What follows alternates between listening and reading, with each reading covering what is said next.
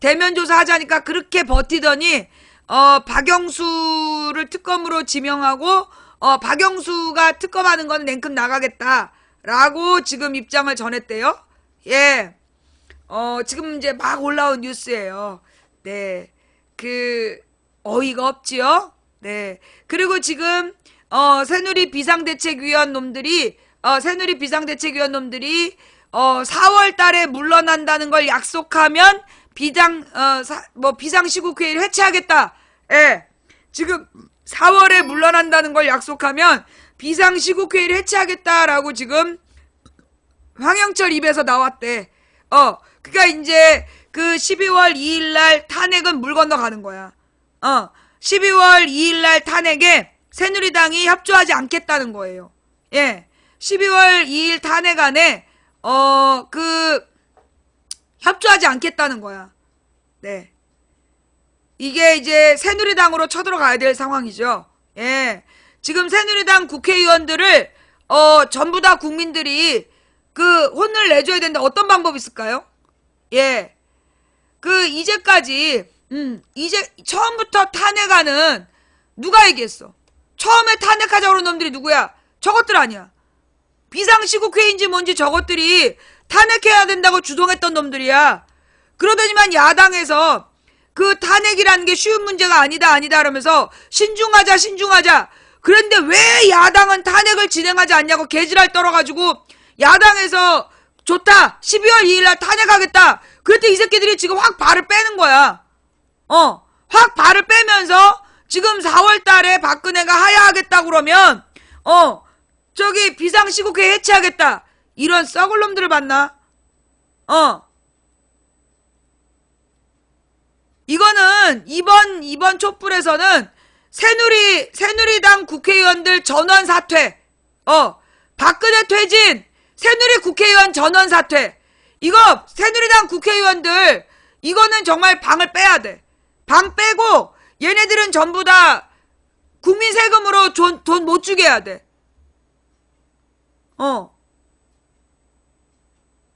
이거 제명 처분해야 돼, 이것들은. 새누리당 국회의원들 전원 사퇴하라고. 당장 방 빼라고. 예. 이거는 새누리당에 대한 분노로 모아져야 돼요. 여러분 지금요, 요거를 지금 종편에서는 국회에 대한 분노로 몰아가려고 그래. 야당이 왜 이렇게 끌려다니냐 이러고 지랄한단 말이야. 여러분 여기서 우리가 방향을 잘 틀어야 돼요. 지금 이건 국회가 잘못한 게 아니라 누가 잘못한 거야? 새누리당, 정확하게는 새누리당 플러스 박지원. 지금 이 일은 새누리당과 박지원이 잘못한 거야. 최순실 특검으로 우병우하고 황교안 절친을 소개한 박지원. 그 다음에 지금 이 탄핵을 무산시킨 게 누구야? 새누리당이야. 이 새누리당은 절대 어떤 자리에서도 다시는 국민의 표를 한 표도 못 얻게 해야 돼. 이 새누리당은요, 아예 공중에서 진짜 부셔버려야 될 정당이야. 이 나쁜 새끼들. 이따위로 굴 거면서 그렇게 탄핵을 외쳤던 거야. 책임을 안 지려고. 아주 갈아 마셔야 돼, 이것들 아주. 이제까지 탄핵이라고 외친 게 누구야? 지네들 아니야. 10월 달부터 탄핵해야 된다고 지랄 연병을 하고 그랬던 새끼들이. 자, 그러면 이제 종편이 새누리당을 비판해야 되겠죠? 그런데 종편이 지금 비판해요, 안 해요? 지금 새누리당에서 탄핵해야 된다고 종편에서 그동안 그 지랄 다 해놓고 지금 새누리당이 발 빼고 있는데 종편에서 지금 비판해, 안 해?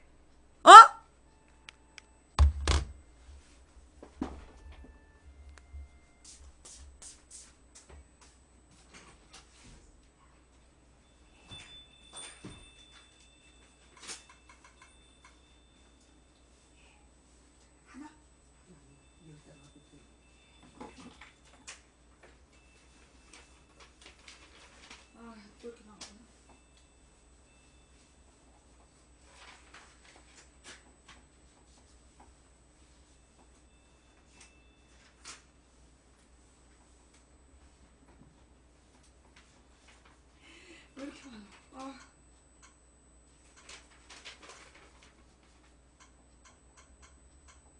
어디 문 열었었어요? 예. 문을 열었는데 제가 늦게 열었나 봐요. 바로 문 열었는데 화면이 꺼지더라고요.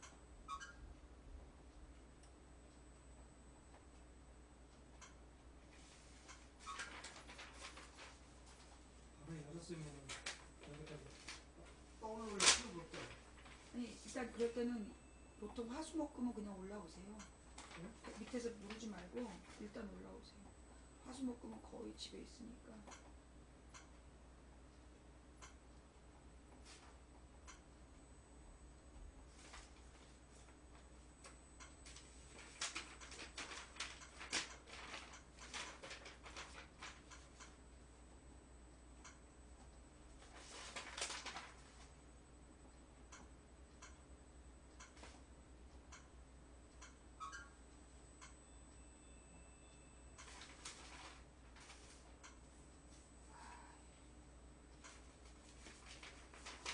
하나만 하면 되는 거죠.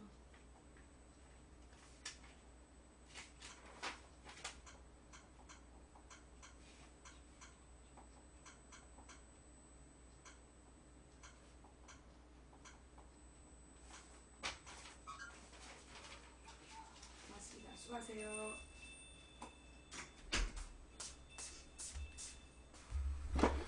죄송합니다. 오늘도 5장에 검찰 처분서를 받았어. 고소한 거. 내가 고소한 거 3,000명 중에 아직도 지금 남았나 봐요. 예. 자, 지금 표창원 의원이 돌리고 있는 명단은 예.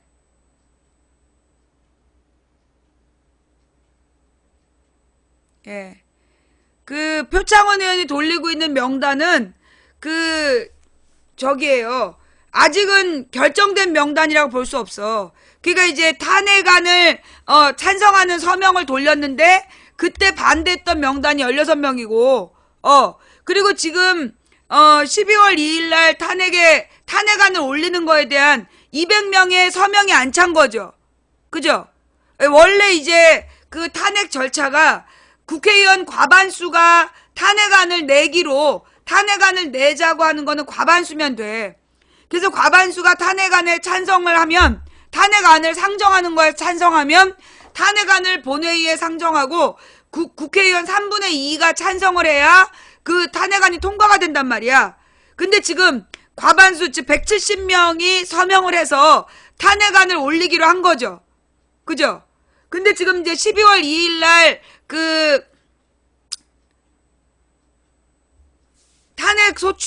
탄핵소추안을 상정하냐 마냐의 문제인 것 같아. 예. 그러면, 근데 이제 12월 2일 날 할 거냐, 9일 날 할 거냐, 여기에 대해서 이제 논란이 있는 거잖아요. 근데 이제 지금, 12월 2일 날 못하면 영원히 못한다, 라고 지금 주장하고 있잖아. 그죠? 근데 나는 그 주장의 근거를 잘 모르겠어. 12월 2일 날, 내일 모레 안 하면 12월 9일에 못한다라고 얘기하는 근거가 뭐냐. 나는 도리어 12월 3일에 온 국민이 분노해서 뛰어나와가지고, 분노해서 뛰어나와서 더 무섭게 불타오르는 모습을 보여주면 12월 9일에 당연히 통과되는 거 아니야? 그리고 그러면 2일날 상정하지 말아야 되냐? 나는 2일날 하든 9일날 하든 상관없다고 봐요. 9일날 놀러 간다고? 9일날 누가 놀러 간대? 9일날 어디로 놀러 간대? 누가? 예정대로 탄핵 추진해야 새누리 지지율은 11%.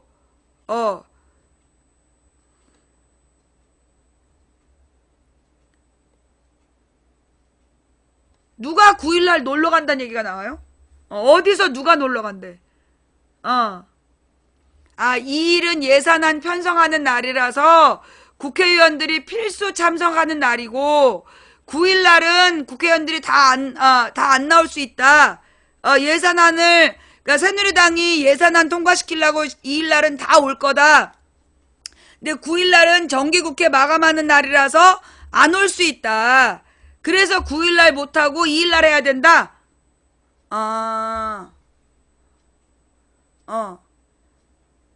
자, 그렇다라면 그래서 지금 내일 못하면 못한다 이런 거잖아. 내일 못하면 못한다. 그럼 이제 9일은 날라갔다고 봐야 되는 거네. 그죠? 일단 12월 2일날 그러면 추진할 수밖에 없네. 12월 2일날 탄핵안을 올려. 그리고 새누리당이 불참해서 그게 부결되는 모습 보여줘. 그리고 국민들이 분노해서 들고 일어나서 새누리당을 감싸고 눈빛 레이더로 불태우는 모습을 보여줘야 되겠네. 그러니까 12월 2일에 저기 탄핵안을 상정하고 여기에 대해서 새누리당이 부결시켰다라는 걸 역사적인 기록으로 남기고 박근혜의 모든 만행에 대해서 새누리당이 그럼에도 불구하고 부결시켰다. 이걸 기록으로 남겨야 되겠네. 예. 그러면 이걸로 끝이 나? 아니에요. 다시 임시회의를 열어서 탄핵안을 통과시키면 되는 거야. 예.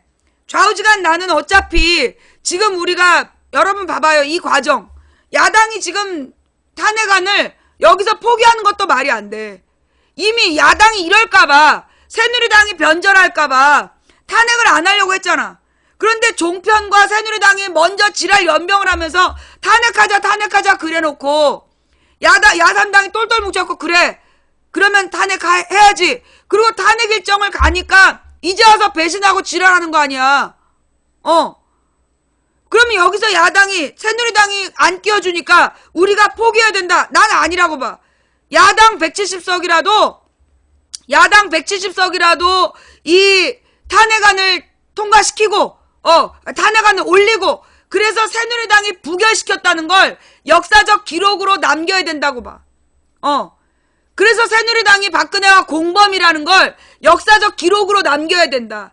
그래서 절대 다음 대통령 선거에 내년 박근혜가 임기를 채우든 어쨌든 내년 대통령 선거에서 새누리당이 존재하는, 새누리당이 지지하는 어떤 10세도 절대 대통령이 되지 못하도록 막는 기회로 삼아야 된다.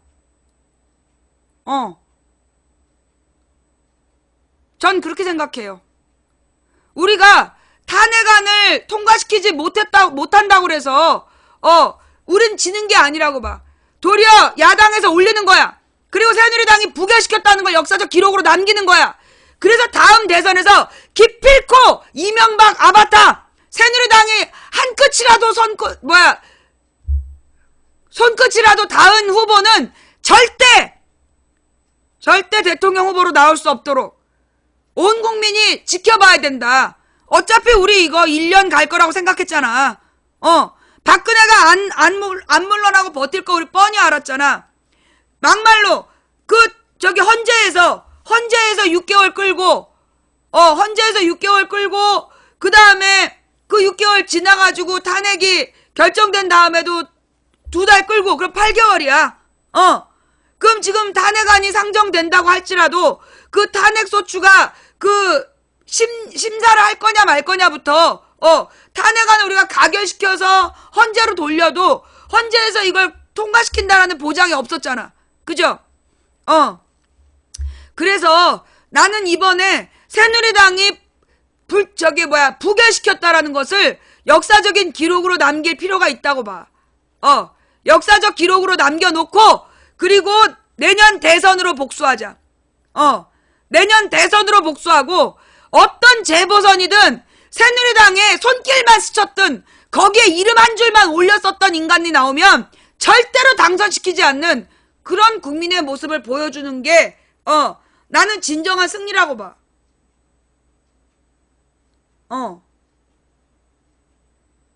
내가 생각이 좀 모자란가? 내가 생각이 좀 모자란가?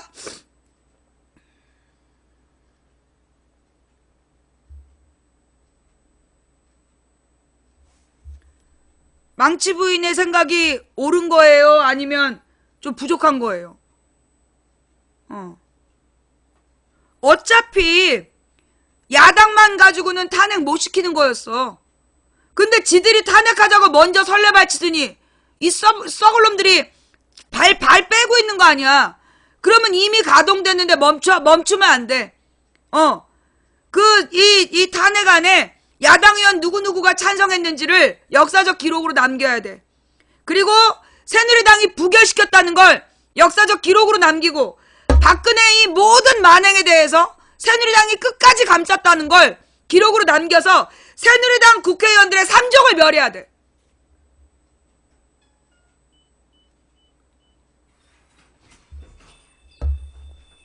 어서와. 삼족을 멸해야 될까지 들었는데. 아니야. 그렇게 엄마가 무서운 말을.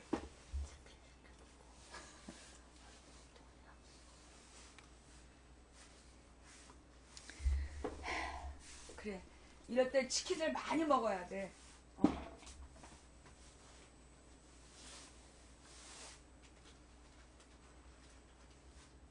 엄마도 돈이 없다.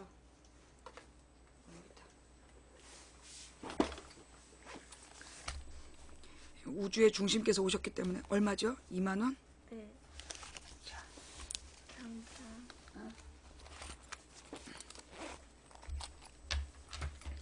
네,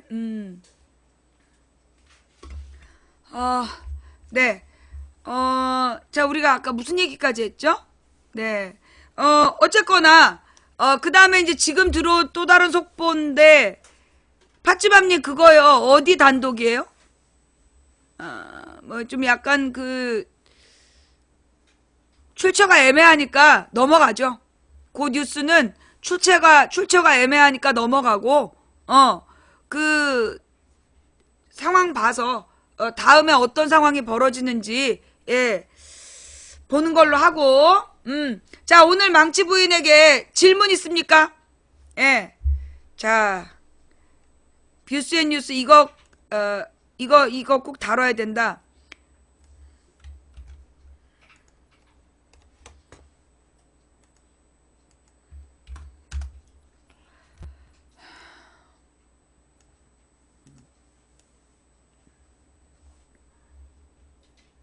국민 4명 중에 3명은 박근혜 대통령의 3차 대국민 담화를 탄핵을 피하려는 꼼수로 생각하는 것으로 조사됐다.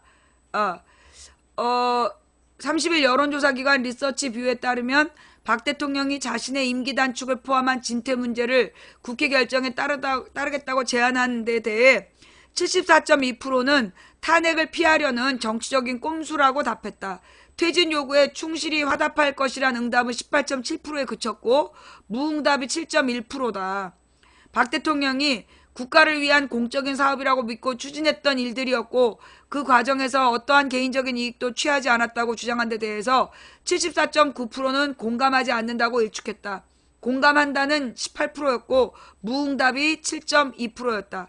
박 대통령 거취에 대해서 예정대로 탄핵을 추진해야 된다가 72.1%로 압도적, 박 대통령 제안대로 해야 된다가 18.4, 무응답이 9.4, 박 대통령 지지율 역대 최저 7.5%, 반면에 부정평가 역대 최고 84.5%, 무응답이 7.9. 정당 지지도는 더불어민주당 36.2, 계속 선두, 새누리당 사상 최저 11.0, 국민의당이 16.7로 2위. 이번 조사는 박 대통령의 3차 담화 발표 다음 날인 30일 오전 전국 성인 휴대전화 1091명을 대상으로 했고 그 응답률이 15.9%다 라고 나왔네요. 좌우지간. 국민 75%는 이 박근혜가 무슨 짓을 하고 있는지 분명히 알고 있다. 그리고 72.1%가 예정대로 탄핵해야 된다라고 지금 주장하고 있고, 그 다음에 새누리당의 지지율이 11%로 떨어졌다. 이 18%는 뭐냐면 새누리당 지지표죠. 새누리당 지지표. 새누리당 지지표가 지금 결집하고 있다는 거죠. 자, 그래서 그럼에도 불구하고 18%가 여기서 중요한 거는 18%가 박근혜의 뜻에 따라야 된다라고 얘기하면서 새누리당 지지율은 11%라는 거야. 저 18%가 박근혜를 살려줘야 된다라고 얘기하면서도 새누리당 지지율은 11%다. 왜 새누리당 지지율이 11%냐면 새누리당을 버리기로 한 거야.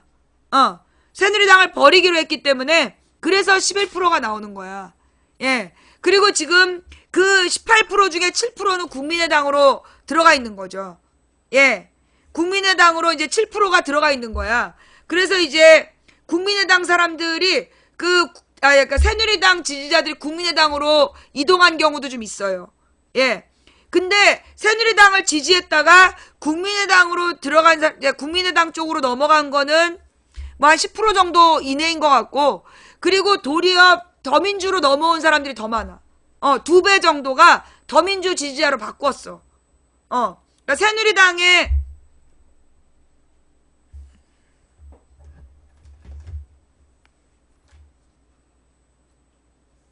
보고 수사하겠습니다. 또한 결코 자고우면하지 않고 법과 원칙에 따라 철저히 수사할 것입니다. 이 같은 국민 주권의 명령에 따라 이번 특검 수사를 수행함에 있어서 몇 가지 입장을 말씀드리려고 합니다. 하나, 일체의 사실관계에 대한 명백한 규명에 초점을 두고 수사 영역을 한정하거나 대상자의 지위고하를 고려하지 않을 것입니다. 하나, 일체의 정파적 이해관계 역시 고려하지 않을 것입니다. 하나, 수사 진행 과정에서 특검 본인은 물론 수사팀 전원이 국난 극복의 최전선에 서 있다는 굳건한 인식하에 맡은 바 성심을 다할 결심입니다. 추후 수사팀 구성과 일정 확정 등의 후속 작업 과정은 국민에게 투명하게 설명될 수 있도록 노력할 방침입니다. 보다 자세한 말씀은 특검팀이 구성되면 다시 뵙고 상세히 말씀드리겠습니다. 감사합니다. 특검팀이 구성되는 데 있어서 주안점을 주는 게 있으시다면 어떤 건지요? 물론 사명감을 가지고 수사를 제일 잘하는 검사들이나 수사관들로 구성해야 되겠죠. 네. 최재경 수사과의 관계에 관심 많은데요. 뭐 세간에서는 죽고 못 산 사이다라는 얘기까지 나오고 있어요. 어떻게? 아니 검찰에 같이 근무했던 그때 중앙수사부장 때 중수위 1과장으로 근무했기 때문에 선후배 관계죠. 네. 그냥 단순한 선후배 관계신지 그 당시에 어떤 사이신지 뭘 알고 싶으세요? 이번 수사에 어떤 영향이 있는지 전혀 영향 없습니다. 전혀. 아까 말씀드린 대로 원칙에 따라서 수사하겠습니다. 이유가. 또 최영수 소장도 신분 있는 걸로 많이 알려져 있는데 그게 과연 그 우병우 수사 전 수석 수사하는 데서 영향을 끼칠 거라는 우려가 좀 있는데요. 그런 우려는 하지 마십시오. 절대로 뭐 원칙에 따라서 수사를 할 거니까 절대 그런 우려를 할 필요 없습니다. 그렇다면 제가 특검 내지는 않았습니다. 우병우 전 수석하고도 친분이 있다는 얘기가 있던데 우병우 전 수석하고도 친분이 친한 사이시라고. 우병우 수석은 제가 수원에 있을 때 그 옆부에 같이 근무를 했습니다. 어쨌든 검찰이 우전 수석에 대한 수사가 미진하다는 건 굉장히 질책이 있었는데 그 부분을 특검에서 수사로 말씀을 드릴게요. 확실히 많은데 어떤 부분을 중점적으로 보시는 거예요? 우선 전반에 대해서 지금 검찰에서 수사한 내용도 많고 하니까 우선 철저한 기록 검토와 증거 검토를 한 다음에 조정할 부분은 조정하고 그대로 가야 할 부분은 그대로 가는 이런 스타일로 하겠습니다. 검찰과 무슨 경쟁이 아니라 서로 조화하면서 자료 이첩 같은 거 성실히 받도록 하겠습니다. 그 준비 기간이 20일 정도 있지 않습니까? 그 기간에 검찰 수사가 더욱더 적극적으로 진행되길 원하십니까? 검찰 수사는 끝이면 안 되겠죠. 수사하는 게 그 리듬이 있기 때문에 수사는 가져오셔야 될 부분이 있지 않습니까? 그 부분에 대한 수사를 아니 수사라는 것이 우리 수사라는 게 이첩이라는 기능이 있어요. 하다가도 여러 사유로 인해서 이첩할 수 있는 거니까 그게 뭐 수사의 연속성이 무너지는 거 아닙니다. 지금 김기춘 전 실장에 대한 의혹이나 세월호 7시간 의혹에 대해서는 지금 특검법에 명시는 안 돼 있는데요.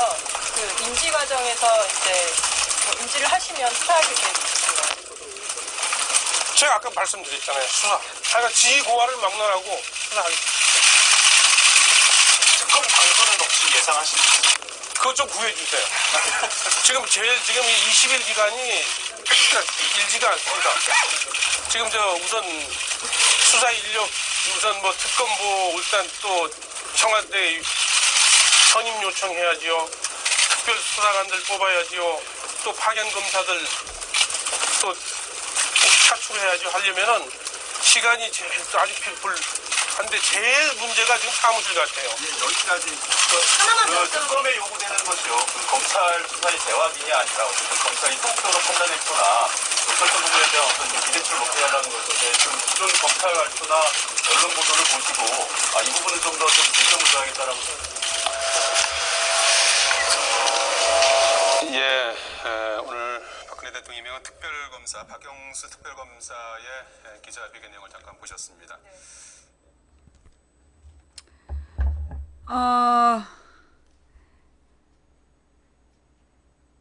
일단 이 사람의 인상을 딱 보니까 이 사람의 인상을 보니까 나름 자긍심이 있는 사람인 것 같아. 되게 나름 자긍심이 있고, 그리고 야비한 사람은 아닌 것 같아요. 야비한 성격의 사람은 아닌 것 같고, 그 다음에 지금 이제 우병우랑 최재경과의 친분이 문제가 됐는데, 사실 지금 검사들 중에 우병우, 최재경을 모를 수가 없어. 예. 그 우병우하고 최재경을 모를 수는 없다. 그러니 이 사람의 이제 그 박지원이 추천했기 때문에, 그리고 박근혜가 냉큼 받은 걸로 봐서 상당히 의심이 가는 건 사실이다. 상당히 의심이 가는 건 사실이기 때문에 우리가 감시를 잘해야 된다. 믿고 맡기면 안 되고 똑바로 하고 있는지, 특검이 제대로 하고 있는지 우리가 확인할 필요가 있다. 그리고 특검을 제대로 못했을 때 삼족을 멸하겠다라는 분위기를 분명히 줄 필요가 있다. 그리고 이런 사람들이 나름 좀 정의감도 좀 있어. 이렇게 생긴 사람이 그렇게 막 나쁜 짓을 하는 사람은 아니에요. 예. 아니야. 간신 스타일 아니야. 내가 볼 때 이 사람은 간신 스타일은 아니에요. 약간 이 사람은 좀 가벼운 면은 있어.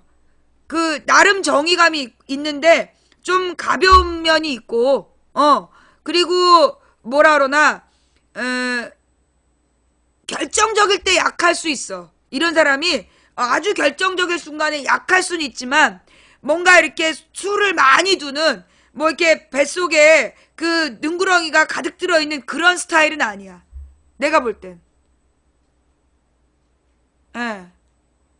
그러니까 원래 정의감이 돈 앞에 무너진다. 그거는 엉뚱한 얘기예요. 정의감이 돈 앞에 무너지는 건 아니야. 야망이 돈 앞에 무너지지 정의감이 돈 앞에 무너지진 않아요. 예. 여러분 잘못 알고 있는 거예요. 예, 이 사람 나름대로 자부심이 강한 얼굴이야. 자신감이 좀 있는 사람이고, 그러니까 이제 자기가 검찰 출신으로서 자부심이 좀 있는 스타일이야. 그러니까 이제 자존심도 있고 자부심도 있고 그런 사람인데, 보면 살짝 가벼운 스타일이야. 약간 가벼워. 그러다 보니까 이제 이 가벼움이 결정적인 순간에 좀 겁을 낼 수 있어. 결정적 순간에 겁을 낼 수 있는 사람이지만, 현재로 봤을 때는 그렇게 무능하고 나쁜 놈은 아닌 걸로 보인다. 무능하고 나쁜 놈은 아닌 걸로 보이니까 지켜보자. 그러니까 박근혜가 선택한 이유는 우병우랑 친하고 최재경이랑 친하다는 보고를 듣고, 그래서 아마 저 박영수를 선택했을 것 같다. 근데 왠지 내 느낌에 박근혜가 지금 자기 인생에 최후의 도끼를 찍었다는 느낌이야. 왠지 모르게 저 얼굴을 딱 봤을 때 내 느낌에는 지금 이제 우병우하고 친하고 최재경이랑 친하기 때문에 쟤를 딱 지금 박근혜가 선택한 건데, 왠지 내 느낌엔 박근혜가 자기 인생의 마지막 도끼질을 했다. 지발등을 마지막으로 찍었구나라는 느낌이 드는데 이유는 모르겠어. 이유는 잘 모르겠는데 왠지 그랬잖아. 지금 이제까지 왜 걔 누가 이석수를 뽑을 때도 박근혜가 기분 좋게 뽑았는데 이석수가 저기 우병우하고 맞짱 뜨면서 일이 터진 거 아니야. 근데 지금 저 사람을 딱 보니까 왠지 내 느낌이 나쁘지 않아. 그러니까 그리고 박지원하고 박근혜가 나름 이렇게 무슨 거래를 했을 수는 있어. 걔네들의 의도는 나쁠 수 있다. 박지원하고 박근혜의 의도는 나쁠 수 있고 나쁜 의도로 저 사람을 선택했을 수 있는데 왠지 저 사람은 내가 보기에 그렇게 나쁜 사람이 아닌 것 같아. 시원시원한 면이 있어. 예. 이석수하고 우병우도 형동생 사이였잖아. 굉장히 친했어. 그래갖고 우병우가 이석수를 저기 특별검사관으로 추천했다니까. 근데 박근혜 뒤에다가 도끼 꽂은 거 아니야. 이제 박영수랑 박지원이 옛날에 김대중 정부 때 청와대에서 같이 근무했었다는 거야. 청와대에서 같이 근무했었던 인연 때문에 박지원이 저 사람을 추천했을 수 있다. 그래서 저 사람을 못 믿겠다라는 여론이 있는 거야. 근데 왠지 내 느낌에 사실 그 조 변호사는 딱 보니까 외골수야. 조 변호사는 보니까 약간 외골수적인 성향이 있어. 그래서 이런 사람들은 분위기 파악을 잘 못한단 말이야. 그럼 이런 사람들은 이런 외골수는요, 어떻게 보면 덫을 놓기가 쉬워요. 예. 외골수의 스타일은 덫 놓기가 쉬워. 왜냐하면 한 방향으로만 가기 때문에, 딱 하나만 건드리면 무너져 내려. 근데 저 박영수라는 사람은, 내가 볼 땐 문어발이야. 양다리가 아니라 문어발. 이런 사람들은 뭐냐면 실용적이라는 거지. 가장 실리를 추구한 사람이야. 근데 이미 지금 박근혜는 지는 해인데 지금 박근혜 이런 사람이 실용적 판단을 하는 사람으로 보이고 이 사람이 박근혜에게 면죄부를 줄 것 같지는 않아. 다만 이제 그 결정적일 때 살짝 겁낼 수 있으니까 우리가 계속 감시하면서 제대로 하나 안 하나 지켜보자고. 내가 사람 봐가지고 사람 봐서 이제 실패한 경우가 많지 않잖아. 근데 이제 저 사람은 내가 지금부터 우리가 막 까댈 필요가 없고 제대로 잘해라. 잘 못하면 삼족을 멸하겠다. 우리는 오늘 결심해야 돼. 저 특검 박영수 제대로 해라. 안 하면 삼족을 멸하겠다. 새누리당 12월 2일에 탄핵안 통과시켜라. 안 하면 삼족을 멸하겠다. 그런 마음으로 우리가 가야 된다. 무슨 얘기인지 알겠어요? 우리는 오늘 두 가지를 결심하는 거야. 지금 사실 상황에서 아무도 믿을 수 없어. 지금 상황은 국민이 똘똘 뭉친 상태에서 박영수도 우리가 압박해야 되고 새누리당도 압박해야 되는 거야. 그래서 딴소리 말고 개젖바는 소리 그만두고 지금은 탄핵안에 찬성해라. 탄핵안에 찬성 안 한 새끼들은 삼족을 멸할 줄 알아라. 이런 분위기로 가야 된다. 지금은 우리가 그게 최선이라고 봐요. 다른 방법이 있을까요? 지금 그거 말고 다른 방법이 있을까요? 예.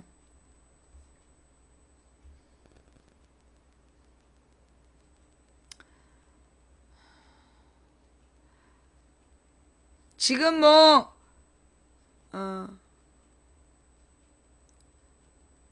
여러분, 문재인 대표가 1조 원짜리 수표를 돈 세탁했다는 둥, 또는 김대중 노무현 정부에 대해서 개소리를 하는 그런 카톡이 돌잖아요. 그러면 이 카톡을 돌린 사람, 이 카톡을 돌린 사람의 전화번호하고 명단을 확보해 주세요. 그리고 더민주의 신고센터가 있어. 이건 여러분한테 보낸 사람이기 때문에 그 사람한테 물어보세요. 이거 누구한테 받았냐?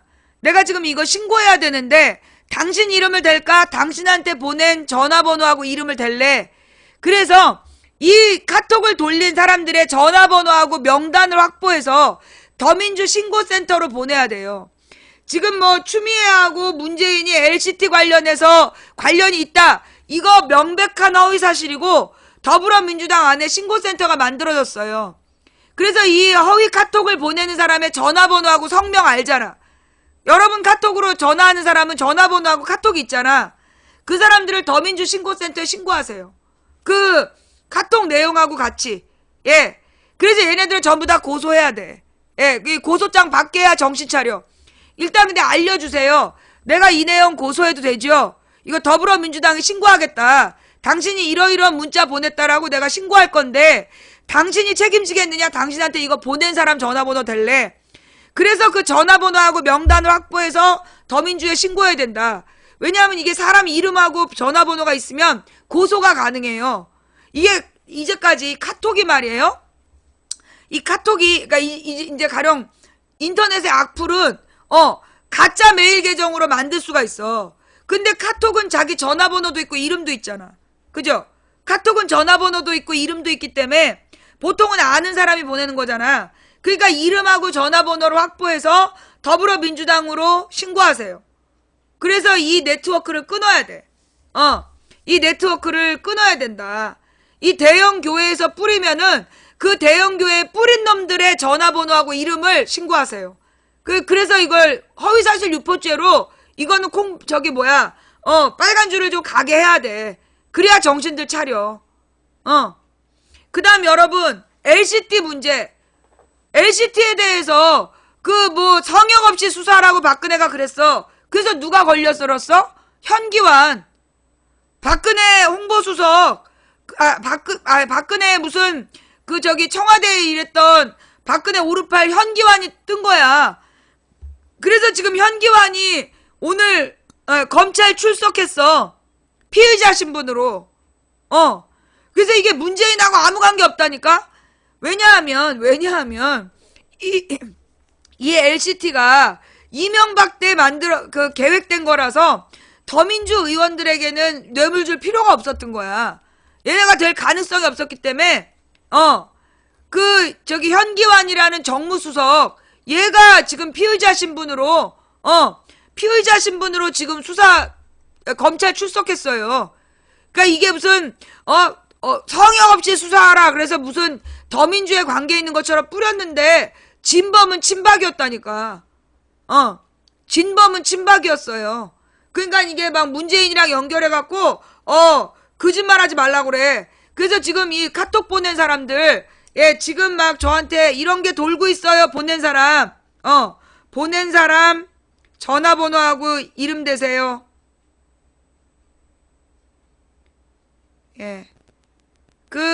보낸 사람을 전화번호하고 이름을 주시면 이런 사람들을 더민주에 신고해서 이제 빨간 줄 가게 해야죠.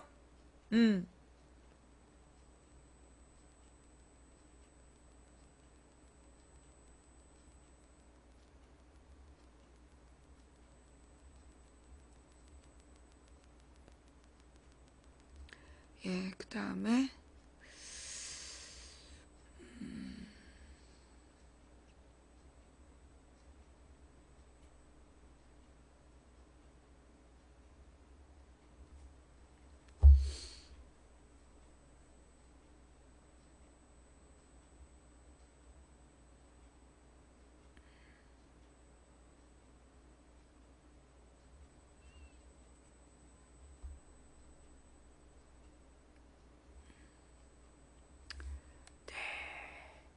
자,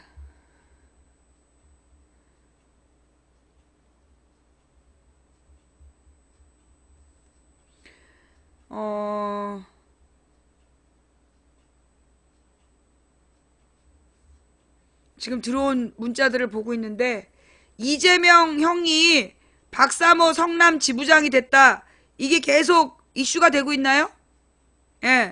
이재명 형이 박사모 성남 지부장이 됐다. 그 얘기가 계속 나오고 있네.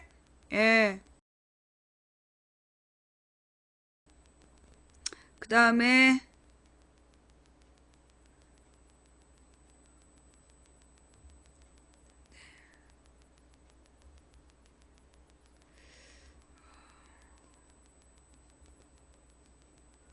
그리고 지금 이재용이 청와대에서 손석희 자르려고 이재용을 3번 불렀다라는 단독 기사가 나왔었다는 거고,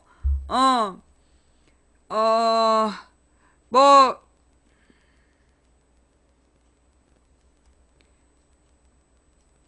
그 다음 제가 공식적으로 공지합니다. 그 드루킹이라는 블로거가 쓴 말을 저한테 질문한 사람은 전부 차단이에요. 예. 그 드루킹이라는 사람이 그 떠든 내용을 저한테 질문한 사람은 차단하고 우리 채팅창에서 얘기한 사람은 블랙 걸어요. 그리고서 유튜브에 또 이상한 안경 쓴 사람이 막 떠드는 걸 나한테 질문한 것도 차단하고 블랙입니다. 예. 그런 사람들의 소리를 듣고 싶으면 거기 가서 물어보세요. 나는 그런 사람들 얘기까지 일일이 분석하고 그럴 시간이 없어. 무슨 얘기인지 알겠어요? 예.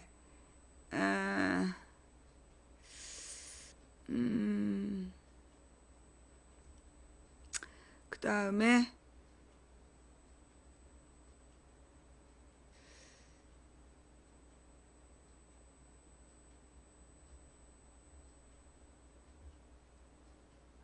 지금 TV조선이 박영선하고 문재인을 이간질을 시키면서 제3지대론을 이제 확장시키려고 박영선의 입으로 문재인을 까게끔 지금 종편이 굉장히 어제부터 서둘러서 그 문재인을 아주 극렬하게 까고 있어.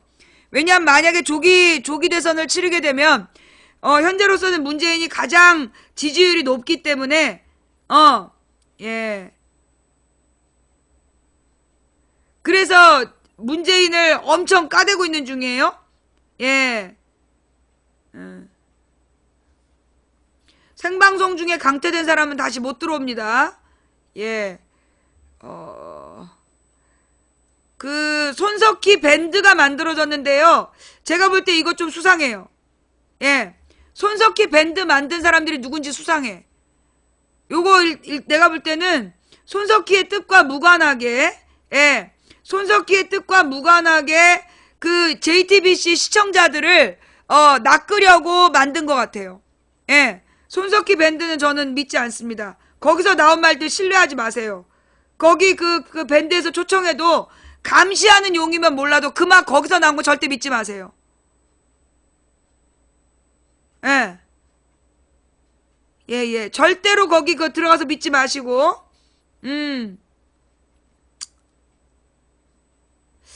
네. 자, 그리고 지금 이제 이재명 녹음 파일이, 네. 이재명 녹음 파일